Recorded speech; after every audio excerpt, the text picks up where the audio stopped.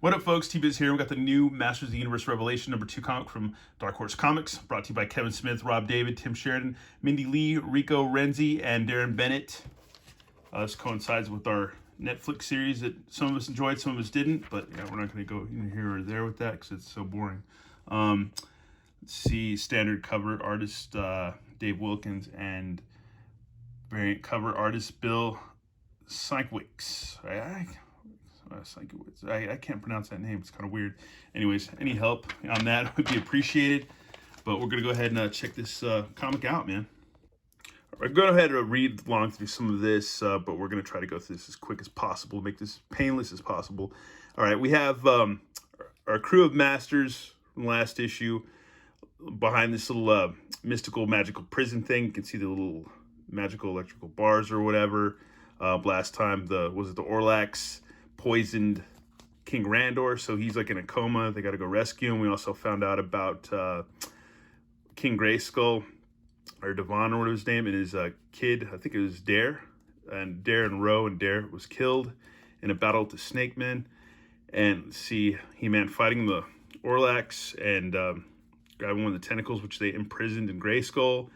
And then we see this this silhouette right here, whoever this is.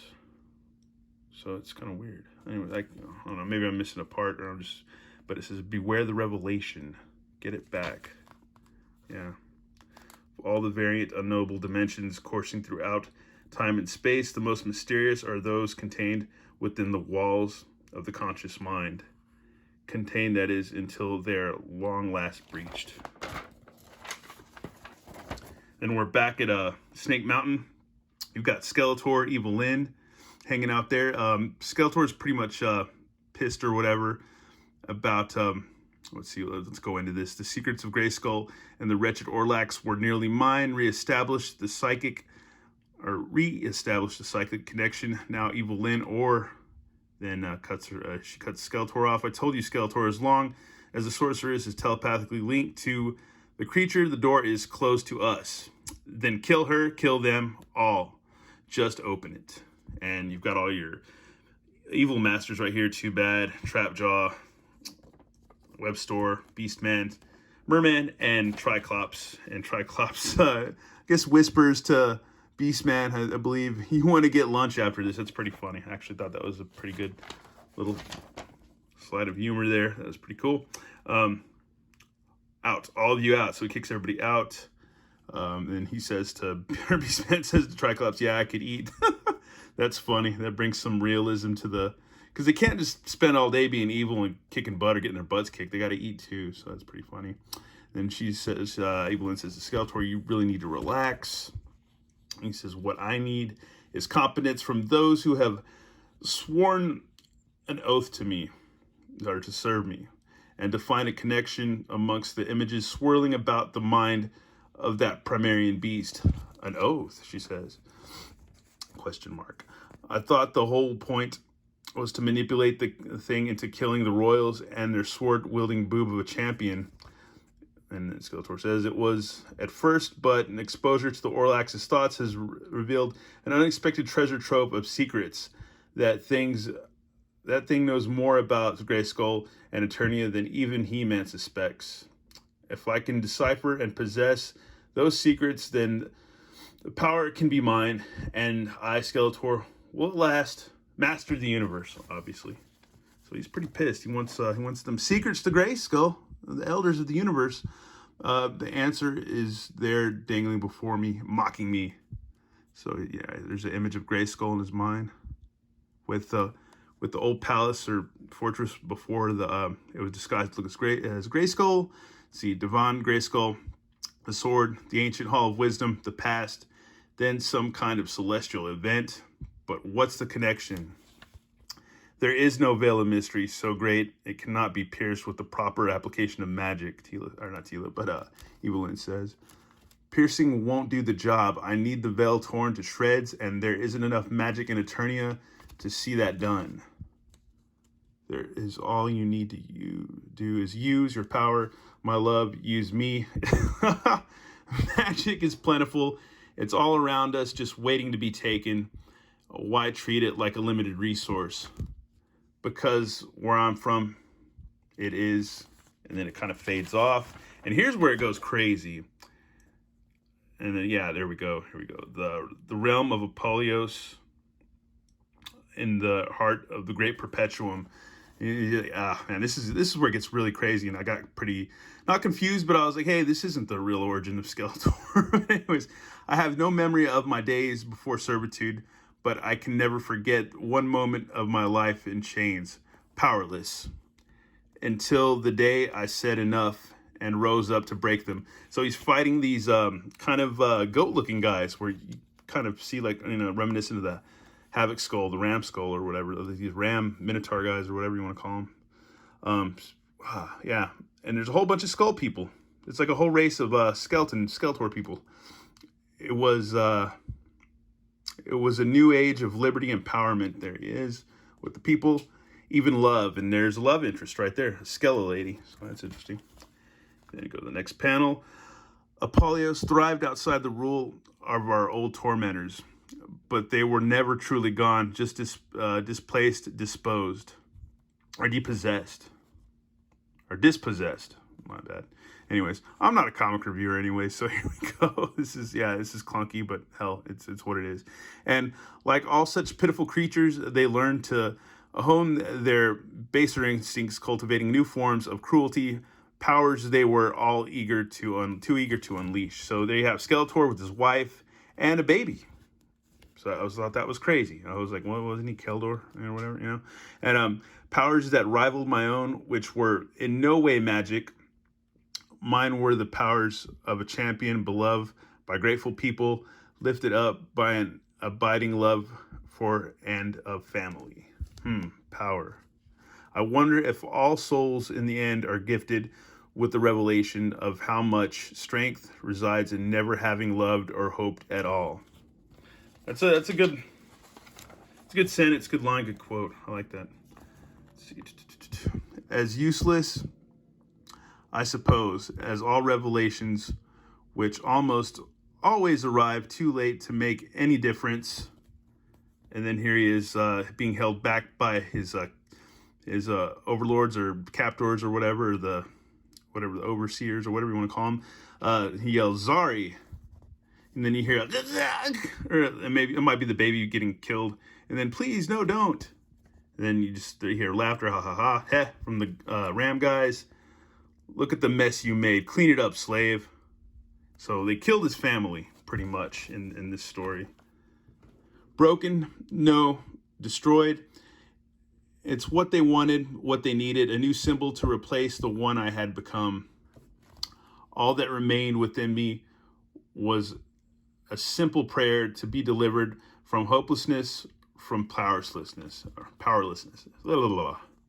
And here we have, as you can recognize it if you're, if you're a true Motu fan, an idiot.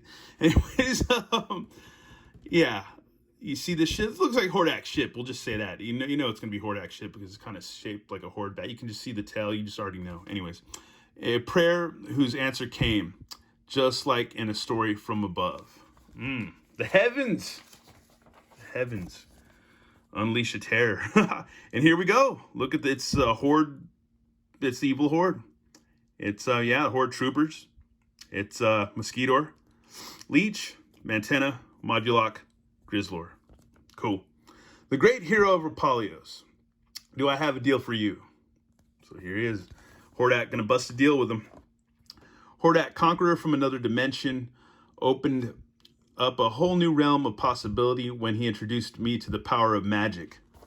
A universe of infinite dimensions of countless worlds, all bound by an ancient mystical power, the mastery of which can move the immovable course of life and death itself. He's all interested? You say life and death, nothing would ever be the same. And there's the horde again, the evil horde, waiting for our Mosquito to drop sometime soon. He promised me the power to restore their lives. In return, I promised him mine. The devil's deal was done. Filthy slave trash, ha. But the work was just beginning. So see, the Ram men just being buttholes to the people of this planet. Wait, where is Vok? And what a beginning. So yeah, he started murdering these guys. Then you can see here's Hordak with his staff.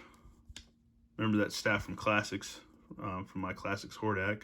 But Overlord pointed out that's from 2000X. And yeah, giving him power to a Havoc staff. So he designed, kind of skipped a beat here. For the first time, I really felt it, the nourishing kiss of raw, unadulterated power. So yeah, he used one of those severed heads, cooked it, roasted it, the meat off of it. There's the skull, or ate it. Who knows what he did? Attached to the Havoc, to the staff, thus creating the Havoc staff. So that's kind of cool. But still, this is still pretty funky. So I know I know guys right now, idiot guys, probably my age, 45 or older, losing their minds with this comic review. But if they're patient and they sit through it, we'll get to the end of the story and they can change their diaper after that. With it came strength, and with our strength, a new paradigm in the lawless outskirts of the Perpetuum. We were unchallenged and unrivaled. Their fate belongs to you, apprentice. Let them live and serve the Horde. Very wise. The new slaves will, after all, need overseers. Apollonios is yours, master. I have upheld my oath, and now I beg you to grant me access to the power I was promised. You are mistaken, apprentice. I made you no promise. However, I am moved by the affection you still hold for your late wife and daughter, and may consider granting you the ability to restore them in due time. Now get back to work. I want the palace completed before we leave. Interesting. Time flowed forward for everyone but me. Focus became fixation. Master, your palace is erected. Your subjects attend you, and I, your most loyal apprentice, come to you once more to beg for that which I have earned. Enough. If it will end your incessant mewling, I will share with you a flicker of death magic. So yeah, they actually got the ram men there. We got a couple of these goat guys, ram guys. Here's and wow, even some of these Skeletor people have been they're now Horde troopers. So that's kind of crazy. You will have the power to resurrect one life, only one. But my wife and my child are not my concern. Now, before I grow even more impatient with you, I suggest you thank your master and go. So look, I thought this was kind of funny because here he's going back to wherever he lives. It's like a room with blinds. There's like a desk. Looks like somewhat spider webs, knocked over vase and stuff, and just looks like it's. I guess I can imagine if Skeletor had an apartment, it would be in shambles. He wouldn't be tidy. Only one. The choice was simple yet completely impossible. It's not over yet, people. So, man-children, I'm a man-child too, but just calm down. Don't freak out yet. It's not over yet. The story's not over yet. So don't get your panties in a twist just yet, even though they are. Okay, because I knew our reunion would be short-lived. Daddy, there's his daughter again. Okay, cool. So he brought his daughter back to life. Your every action affirms the wisdom of my investment in you. Your people now serve the Horde, and your daughter will be raised in the tradition of that service here in Apollonios. While we move on to take the next realm, and the next realm until finally the crown jewel of all conquests, Eternia. Do not despair, apprentice. One day when our campaign is won, you will return victorious with the power to bring back your beloved Zari. Was it? Yeah, he's like, Zari, was it? You will at last be reunited, and together you and your family will govern the entire Perpetuum in the name of Hordak. So yeah, it's weird. The Horde's taking the baby with them. So okay, Horde troopers. Now you see them. Okay, they're on another planet, killing some kind of like wasp people or something. They look kind of cool, winged people. Just wreaking havoc on some other planet or some other dimension or whatever. He showed me places I never dreamed possible. If I wasn't so distracted, I might have been starry-eyed. Instead, I remained fixed on that which mattered to me the most.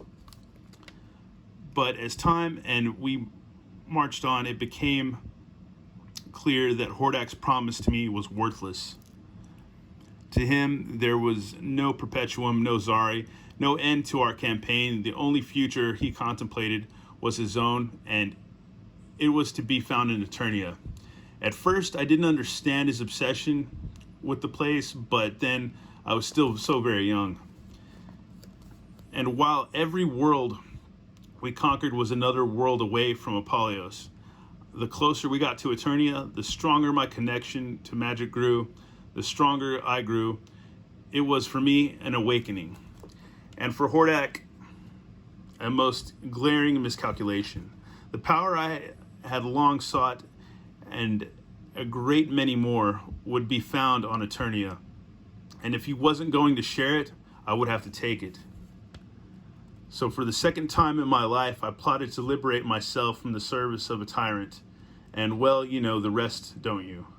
When the time was right, Hordak would get Despondos. There we go, Despondos. So that's where Skeletor was supposed to be from originally. And I,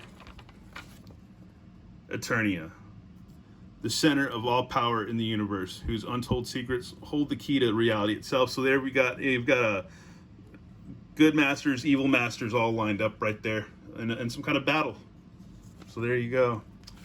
One day those secrets will be mine, and that is the day I will return home to them with that which Hordak, He-Man, and all of his enemies have denied me the power to restore the life I lost. Makes you think of that band, A Life Once Lost. Anyways.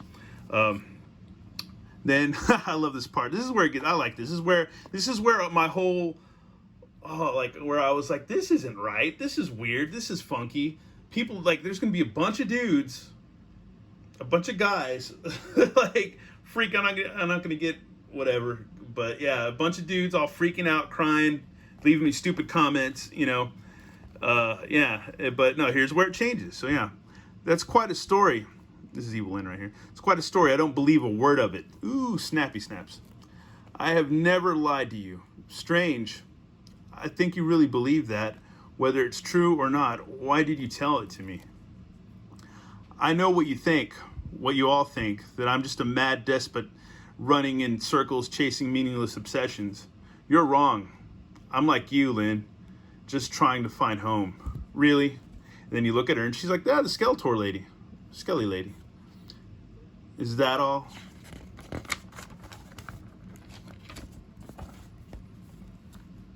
Because if that's all, yes, you can go. Tell me honestly, was any of it real? Sigh. What gave me away? A wife, a family, you? Sorry, I just don't see it. It was a good story, but you don't need to convince me of anything, my love. I am bound to you. I will always be bound to you. I know how important our mission is, and I will do everything I can to see you victorious.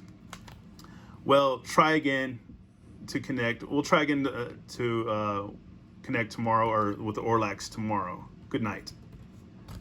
So there he is, it's Havoc staff, just levitating and glowing. She's walking off. Good night, my love. Skeletor says, good night, my... Okay, yeah, there we go.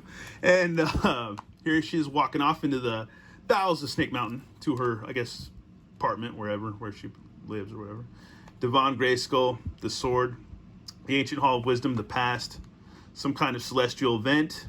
But what's the connection? She's opening a door. I guess using the force magic or something. You can see her hand and the door kind of opens. And here we go. He's gone.